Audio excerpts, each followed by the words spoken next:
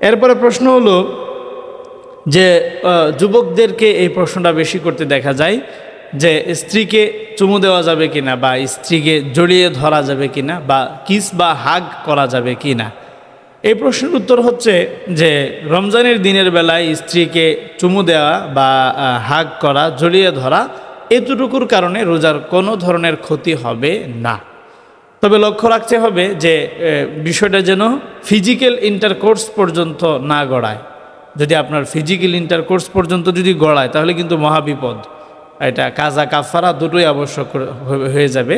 কিন্তু যদি শুধুমাত্র চুমু বা কিস বা হাগ, জড়িয়ে ধরা এতটুকু পর্যন্তই যদি সীমিত থাকে তাহলে এর মাধ্যমে স্বামী স্ত্রী কারো রোজারই কোনো ধরনের ক্ষতি হবে না। এই বিষয়ে সহিহ বুখারীর বর্ণনায় একটা হাদিস বর্ণিত হয়েছে। বিশ্বনবীর প্রিয়তমা স্ত্রী আম্মা জান আয়েশা রাদিয়াল্লাহু আনহা বলেন, কানা রাসূলুল্লাহ সাল্লাল্লাহু আলাইহি ওয়াসাল্লাম ইউবাশিরুনা ওয়া হুয়া সাইমুন ওয়া ইউকাব্বিলুনা ওয়া হুয়া সাইমুন। রাসূল করিম সাল্লাল্লাহু আলাইহি ওয়াসাল্লাম রোজা অবস্থায় তিনি আমাদেরকে জড়িয়ে ধরতেন বা আমাদেরকে চুমু দিতেন। এটা রোজা অবস্থায় তিনি করতেন। তার মানে বোঝা যাচ্ছে রোজা অবস্থায় শুধুমাত্র জড়িয়ে ধরার দ্বারা বা স্ত্রীকে চুমু দেওয়ার দ্বারা বা স্বামীকে স্ত্রী চুমু দেওয়ার দ্বারা বা জড়িয়ে ধরার দ্বারা রোজা নষ্ট হয় না। তবে অবশ্যই কেয়ারফুল থাকতে হবে যেন এটা ফিজিক্যাল ইন্টারকোর্স পর্যন্ত না গড়ায়।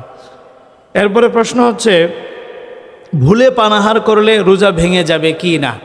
এই প্রশ্ন আমাদের অনেকের মনে, যে ভুলে যদি পানাহার করে ফেলি, রমজানের রোজা রেখেছি এটা মনে নেই, হঠাৎ করে আমি খেয়ে ফেলেছি বা কোনো কিছু পান করে ফেলেছি, তারপরে মনে এসেছে যে আমি তো রোজাদার। বিশেষ করে যারা প্রথম রোজা রাখি আমরা, উঠতি বয়সের যারা যুবক যুবতী ভাই বোনেরা আমরা আছি, তাদের ক্ষেত্রে এটা বেশি দেখা যায়। আমরাও যখন এই মোটামুটি 15-16 বছর ছিল ওই সময় আমাদেরও প্রায় সময় এরকম হতো যে অনিচ্ছাকৃতভাবে খেয়ে ফেলেছি বা কোনো কিছু পান করে ফেলেছি। তো এই ক্ষেত্রে নিয়ম হচ্ছে যে ভুলে বা অনিচ্ছাকৃতভাবে ভুলে আপনি যদি কোনো কিছু খেয়ে ফেলেন অথবা পান করে ফেলেন তাহলে এটার কারণে রোজার কোনো ধরনের ক্ষতি হবে না। এই বিষয়ে সহিহ বুখারীর বর্ণনা এসেছে, বিশ্বনবী বলেছেন, মান নাসিয়া ফা আকালা ওয়া শারিবা ফালিউতিম্মা সাওমা ফা ইন্নাল্লাহা সাকাহু ওয়া আতআমাহু।